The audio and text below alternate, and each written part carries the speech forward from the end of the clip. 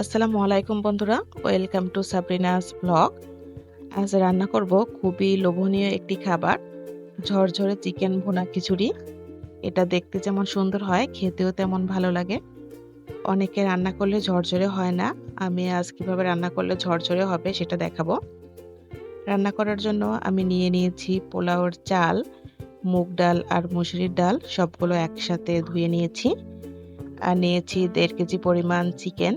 চিকেনটাও আমি কেটে গরম পানি দিয়ে খুব ভালো করে ধুয়ে নিয়েছি। এখন আমি রান্নাটা করে নিব।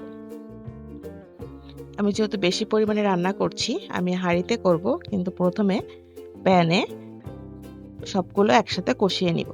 তার জন্য দিয়ে দিলাম সাদা তেল,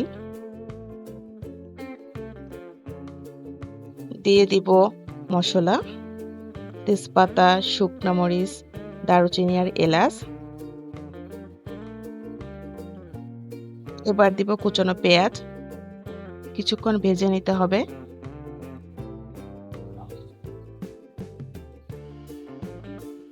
দিব আদা রসুন বাটা, লবণ, জিরার গুঁড়া, ধনে গুঁড়া, মরিচের গুঁড়া আর হলুদের গুঁড়ো। এবার একটু পানি দিয়ে মশলাগুলো খুব ভালো করে কষিয়ে নিতে হবে।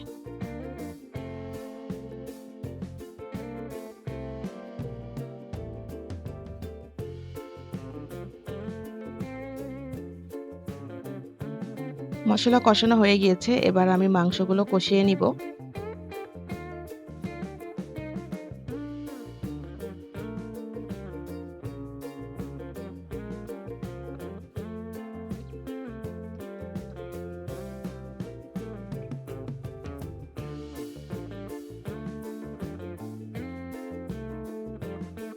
যেহেতু পোলাও চাল দিয়ে রান্না করছি, তাই মাংসটা একটু ভালো করেই কষিয়ে নিতে হবে।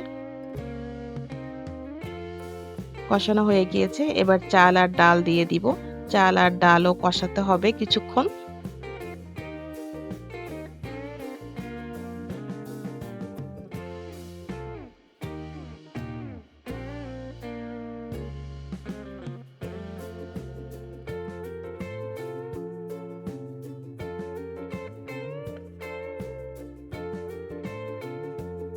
ভালো করে নেড়েচেড়ে কষিয়ে নিতে হবে, তাহলে খেতে অনেক ভালো লাগবে। আমি যেহেতু ভুনা খিচুড়ি রান্না করছি, ভুনা খিচুড়িতে মশলা একটু বেশিই লাগে।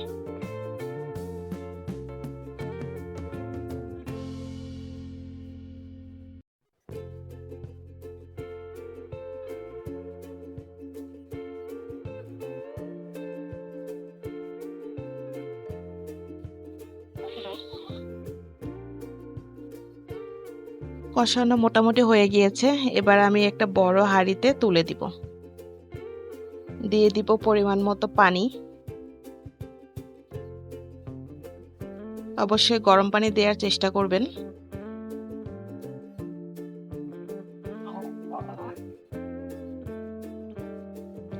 আমি এই গ্লাসটা দিয়ে 4 গ্লাস চাল আর ডাল দিয়েছি, তাই পানিটা দিয়েছি মোট 8 গ্লাস। মাংসের জন্য এক্সট্রা কোনো পানি দিতে হবে না, মাংসটা কষানো হয়ে গিয়েছে। তো যতটুকু চাল আর ডাল দিতে হবে তার ডাবল পানি দিলেই এটা একদমই ঝরঝরে হবে। দিয়ে দিব কয়েকটা কাঁচামরিচ।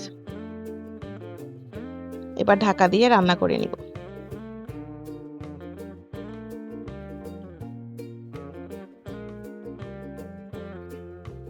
এই মুহূর্তে অ্যাড করে দিব কিছুটা গরম মশলার গুঁড়া।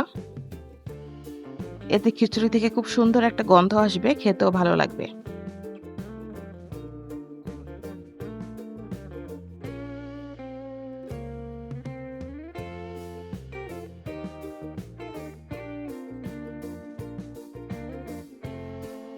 চাল আর ডাল 80% সিদ্ধ হয়ে গিয়েছে, কিছুটা পানিও আছে। এই মুহূর্তেই আমি চুলাটা বন্ধ করে দিয়ে খুব ভালো করে ঢাকা দিয়ে রাখবো, তাহলে কিছুক্ষণ পরে একদমই ঝরঝরে হয়ে যাবে আর চাল ডাল 100% সিদ্ধ হয়ে যাবে। বন্ধুরা, এই হচ্ছে ঝরঝরে ভুনা খিচুড়ি। রান্নাটা পুরোপুরি হয়ে গিয়েছে, আপনারা দেখতেই পাচ্ছেন এটা ঠিক কতটা ঝরঝরে হয়েছে। খুব সুন্দর একটা গন্ধ আসতেছে, খেতেও এটা অনেক ভালো হয়। তো আপনারা এই টিপস ফলো করে বাসায় রান্না করলে আপনাদের খিচুড়িও একদম ঝরঝরে হবে।